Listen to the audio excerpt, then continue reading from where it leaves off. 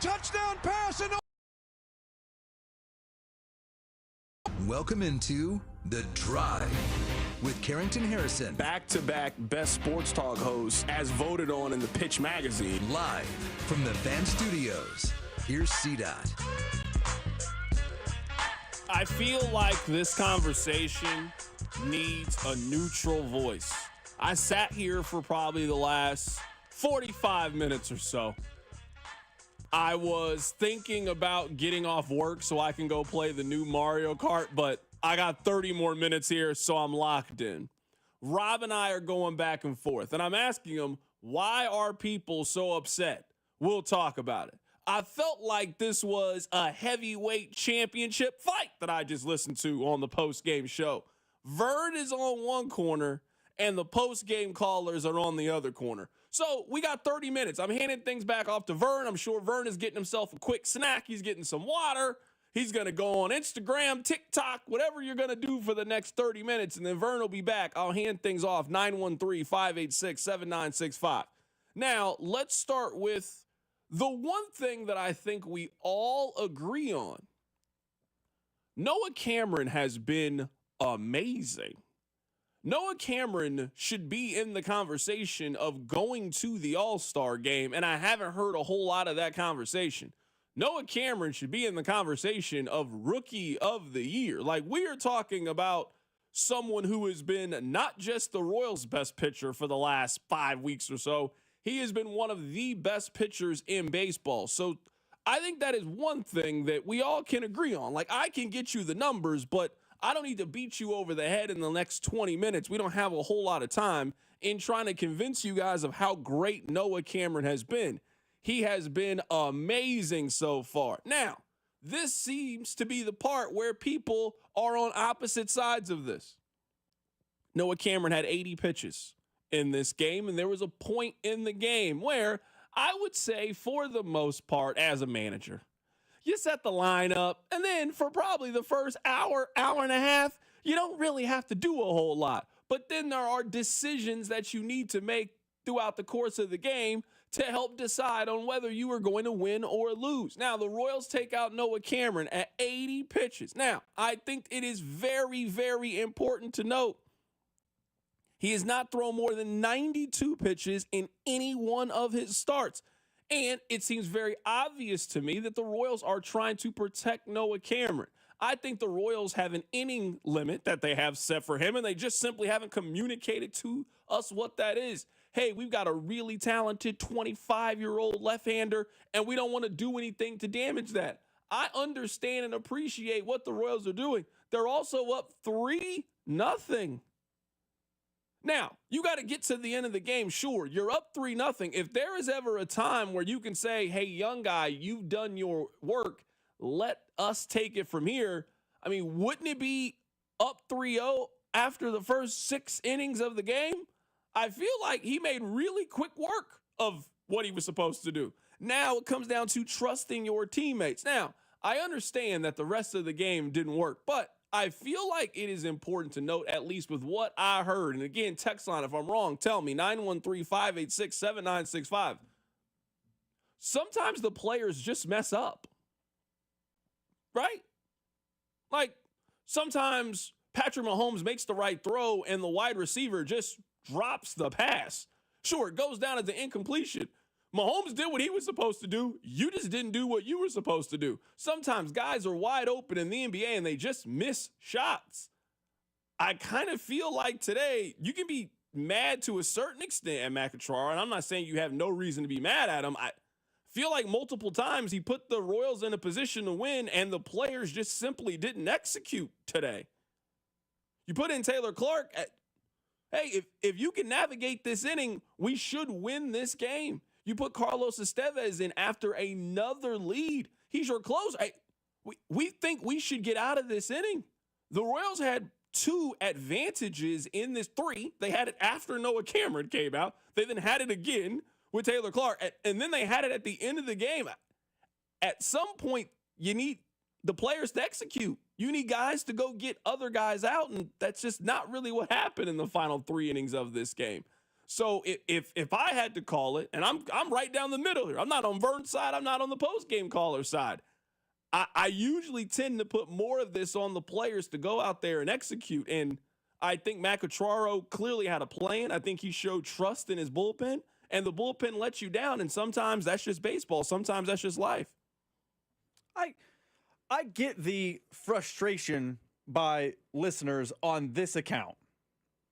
Noah Cameron's in his 5th start, and the Royals have not communicated to us that he's on a pitch limit, innings limit, pitch count, whatever. They have not communicated that to the public, the media. They haven't communicated it.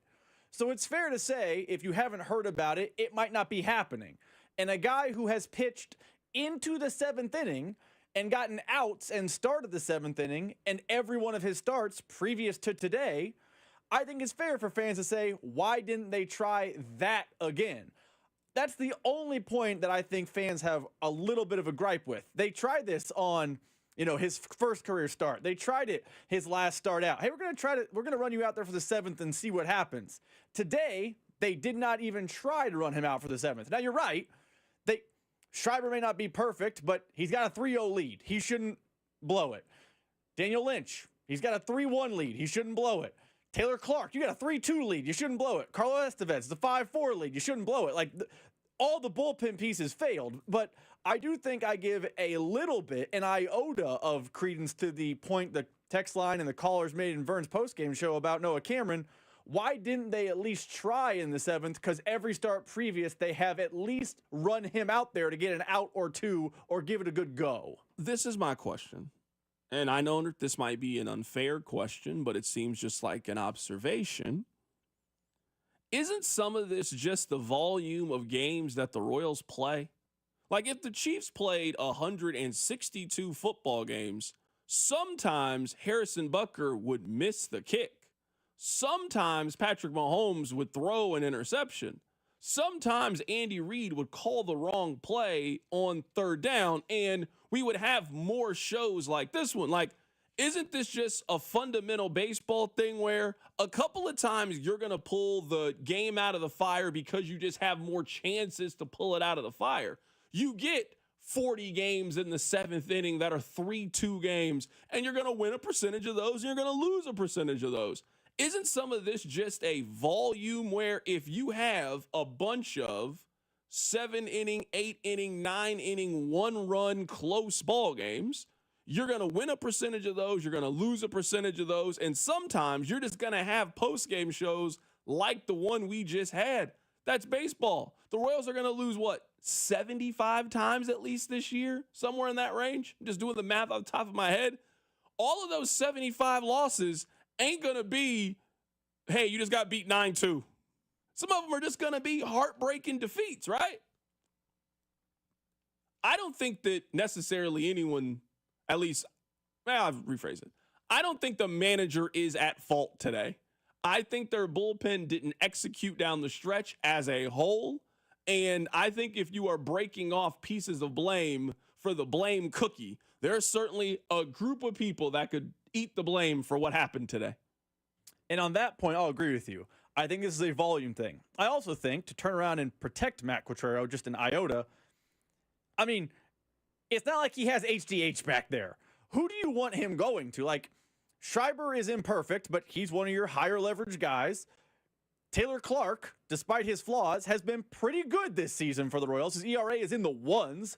Based on numbers alone, he's a guy you would go to. And Carlos Estevez is second in Major League Baseball in saves. So where I will pivot back to the side of Vern and you is it's not like Matt Quatraro has an obvious success back there. He went to 3 of his better guys, and 3 of his better guys failed. I'm sure if we pulled up the 2015-2014 Royals, there were days where HGH didn't do it. They didn't bat 1,000, and I think in a season where every game matters, the team is going to fight tooth and nail to the end for a wild card spot. Games like this just get highlighted because it is one you felt like you had, and if you're in September, a game back, you're going to remember that one we had back in June, because they are more each game holds more value now because you're in a pennant race. Text line 913-586-7965. Of course, C-Dot, that's just the math of a long season, but losses like today separate the great teams from the good teams. What reason do we have to believe that the 2025 Royals are a great team? You guys have been telling me that they're a 9-8, they can't beat teams over 500 team all year. The Royals aren't a great baseball team. They possibly could be a great baseball team. There's certainly a lot of time left that maybe they can get there. We didn't think the 2014 Royals were a great team at this point of the season. So I'm not closing the book entirely on that chapter. But if we're using the argument that losses like today separate the great teams from the good teams, the Royals are a slightly above average teams. You know what slightly above average teams do? Lose games like today. You know what I mean? Like, that's why they're slightly above average. If you're the 9-8 team, you usually find ways to beat 9-8. You usually find ways to be average. And why the Chiefs are the Chiefs is they usually don't lose games like this. They usually don't give games away. The Royals gave this game away. This is a game that usually you are expected to cash in. When your starter has been as great as Noah Cameron has been, when you have a 3-0 lead going into this, then yeah. Someone on the text line says he's stating his point. The point is we aren't a great team because we can't win games like today. Then we're all on the same page. Then we don't have to argue. I'm on your side. Then if that's the point that we're saying, then yeah, I agree with you. Then games like today are why the Royals are not a great baseball team and why they are an 85-win team that will likely grab either the second or the third wild card spot. We're all on the same page. We don't have to argue today. We're on the same page. I'm with you. I agree. Yeah, I mean, I agree with your point. I do think it's frustrating for a team that feels like they could break out of that, I don't want to say middle of the road, that 9-8 for your analogy. It feels like they are just, so close to getting out of that, wash. Games like today just highlight that they are in the wash because the White Sox are coming, which is a cure-all, but this was a series, and you can still win it tonight against a team that's over 500. They're a good team in baseball, and you had game 2 basically in your pocket, and you felt like this should have been a celebration between me and you for half an hour and a party on Vern's show because they had finally won a series over a better team, and they had, have a chance at a sweep, and they had a chance to get red hot because the White Sox. It felt like today could have been a step toward great team, and they did what they did all season, which is slip on the banana peel somehow, some way. I also think it's very important to note that the Royals also won a game in this series in which they were down 7-2. Like, that's usually a game that you lose. You know what I mean? Like, it's normally a game in which you lose. So we can keep talking about this. 913-586-7965. C-Dot, I can't believe you aren't talking about the Aaron Rodgers news to the Pittsburgh Steelers. We're already talking enough about a 9-8 football team. I don't know why we would then transition and actually talk about a 9-8 football team. Like, that's what the Royals are. The Royals, they're the Steelers. The 2025 Steelers, not like the 1995 Steelers. That would be a very different analogy, but you guys get the point that I'm making. So, I mean, I get your point. I would say this. The Royals didn't sell their soul to go 9-8. The Royals 9-8 is built on, there's youth and excitement, not we brought in a 65-year-old who does ayahuasca. There's a little bit of a difference. Yeah, I also think, and I think this is really important in the second game of this is, I mean, we all think that Cole Reagans is one of the 10 best pitchers in the American League. I mean, that's definitely the argument, right? That Cole Reagans is an all-star, a Cy Young candidate, one of the best pitchers. I know he hasn't had the season that we expected him to have, but I mean, this is kind of why you're a stopper, to go out there and you lost a disappointing game 1. You're trying to win this series against the Cardinals. You're trying to split the season series against the Cardinals. Just go win this one. Reagans puts together a good start, gives you 5, 6, possibly 7 innings, and you get this bad taste out of your mouth from losing this game of the series. That's why you got Cole Reagans out there today. So that seems very important to note. I just know you guys are very angry. I could hear it. I see it on the text line. You guys are very, very angry at the Royals right now. I don't know if you should be very, very. I don't know how angry you should be at the Royals. Like, you know what? Let's talk about Aaron Rodgers for just a little bit. I know you got to do the Baker read. We'll talk about Aaron Rodgers for like 2 minutes. Your workday is over. Oh, yeah. You're headed home, and now you're stuck in traffic.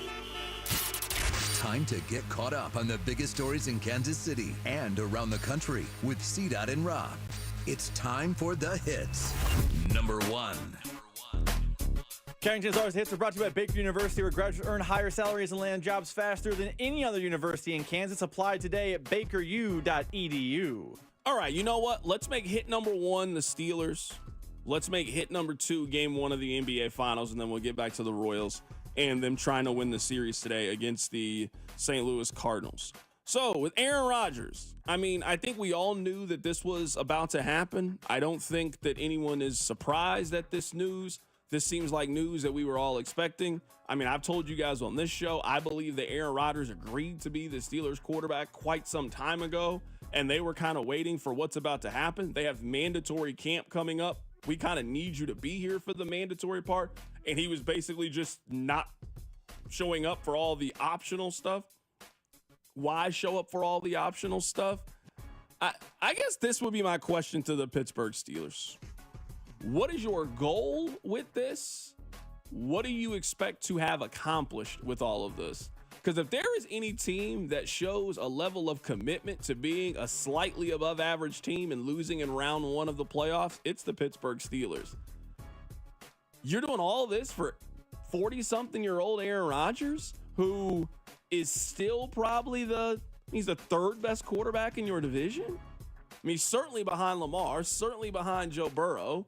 I mean, could you argue that you'd rather have Cleveland's quarterback situation? At least you got a little bit of hope for the future. You got 2 young guys, and we'll see if they can play coming up later this season. But what is the goal of signing Aaron Rodgers other than we don't want to pick in the top 10? You're not winning the Super Bowl with Aaron Rodgers as your starting quarterback. You're not making a deep run with Aaron Rodgers as your starting quarterback. What are they hoping to achieve with this signing? In that same vein, this is kind of a sad state of reality for the Steelers. Is winning a singular postseason game now a victory in Pittsburgh?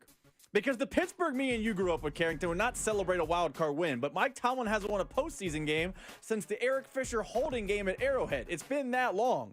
If he gets one because he now has a viable quarterback, are Pittsburgh people happy with what transpired? Like, is that the new bar? And if so, how sad is that for that proud organization? Yeah, I think you're describing people. I think there's 2 different forms of people. I think there are Steelers fans that would not be happy with that. I then think people could be Pittsburgh Steelers management that for some reason they seem very, very happy with that. You are right. The Steelers are one of the models of consistency. They're one of the 5 best programs in the history of the National Football League. And now they seem fine of being the Northern Miami Dolphins. That's what they seem. They seem perfectly fine to be the cold weather Miami Dolphins, which, I mean, good luck to them if that's what they want to be. I'm not here to, if your goal is to strive for middle management and mediocrity, I mean, who am I here to tell you otherwise? I mean, you got to strive for it. Be all you can be. Be all you can be.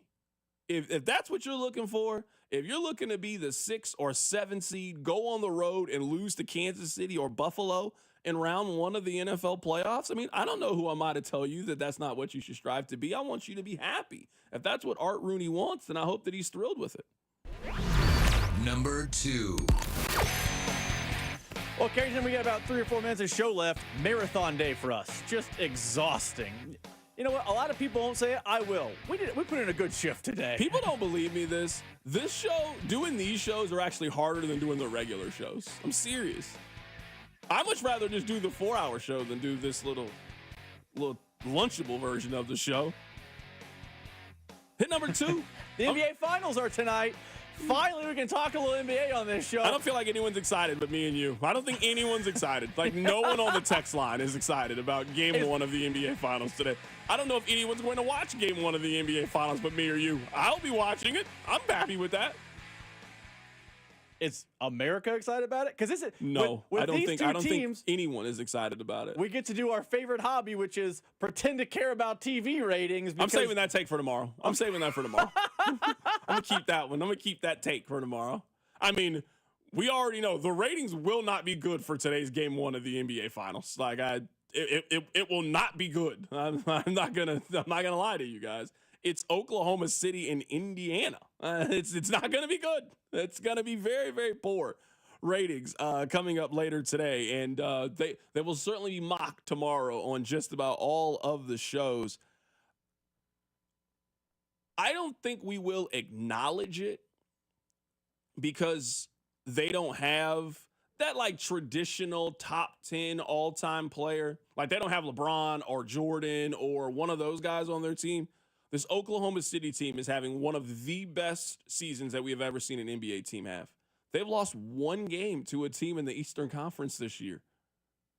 They lost one postseason game. They lost by 2 points in that game. They have completely run through the NBA so far this season, and it kind of feels like they're about to do the same thing to the Indiana Pacers. Now, I think the Pacers are going to be a little bit more competitive than people give them credit.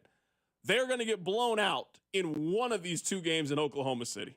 Maybe today, maybe on Sunday. One of these two games in Bricktown, they're getting blown out. The other one will be very close. And then we'll see if Tyrese Halliburton, the same way that they stole game one away from the Knicks, can they steal one of these two games away from OKC?